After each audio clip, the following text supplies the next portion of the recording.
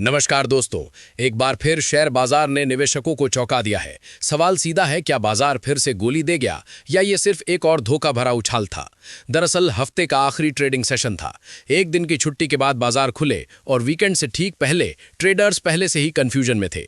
माहौल ऐसा था कि न कोई खुलकर खरीदना चाहता था, न ही कोई बड़ा रिस्क लेने के मूड में था। लेकिन इसके बावजूद इंट्राडे में अचानक ऐसा लगा मानो बाजार ने करवट ले ली हो। सुबह सुबह निफ्टी में जबरदस्त तेजी दिखी।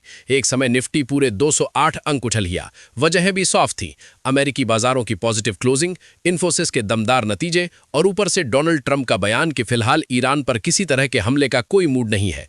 बाजार ने इस बयान को तुरंत राहत की खबर माना। कच्चे तेल में गिरावट आई और इक्विटी मार्केट दौड़ने लगा।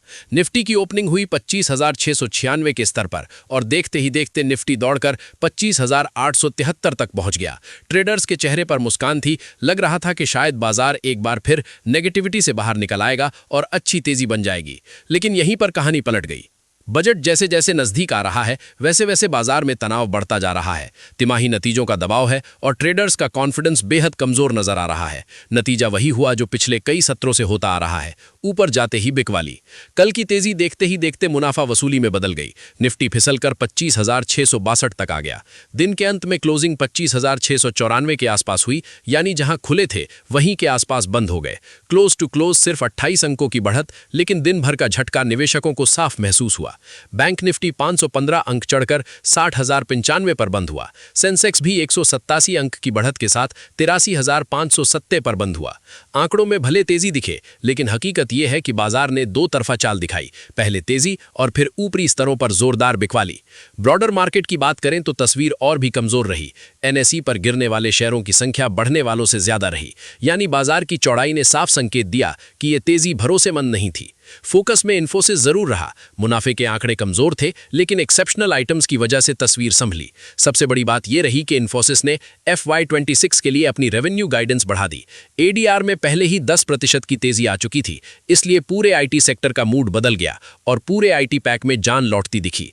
लेकिन बजट नजदीक होने के बावजूद सरकारी कंपनियों में कोई दमदार मूव नहीं दिखा। उल्टा PSU शेयरों में मुनाफा वसूली हावी रही। Satluj Jal Vidyut Nigam, Oil India, BEL, NHPC, NBCC सब लाल निशान में बंद हुए। अब सवाल सबसे अहम, आगे क्या? कल बाजार जहां खुला वहीं के आसपास बंद हुआ। यह साफ साफ इंडिसीजन का संकेत है। टेक्निकल चार्ट पर डोजी जैसा पैटर्न बन रहा है, जो आमतौर पर गिरावट वाले बाजार में निर्णायक मोड़ से पहले दिखता है। लेकिन दिशा क्या होगी ये अभी साफ नहीं है। 25,700 के लेवल पर जबरदस्त जंग चल रही है। बुल्स और बियर्स आमने सामने हैं। फिलहाल बाजी बियर्स के हाथ में दिख रही है, क्योंकि हर उछाल पर बिकवाली आ रही है। 25,900 के लेवल को बाजार बार बार छूने की कोशिश कर रहा है, लेकिन हर बार वहीं से फिसल जा रहा है। इस हफ्ते का हाई भी 25,899 ही रहा। ऑप्शन डेटा भी यही कहानी कह रहा है। 25,800, 25,900 और 26,000 की स्ट्राइक्स पर भारी कॉल राइटिंग है। मतलब बाजार को इतनी आसानी से ऊपर जाने नहीं दिया जाएगा। सपोर्ट की बात करें तो 25,500 से 25,600 का जोन फिलहाल मजबूत बना हुआ है।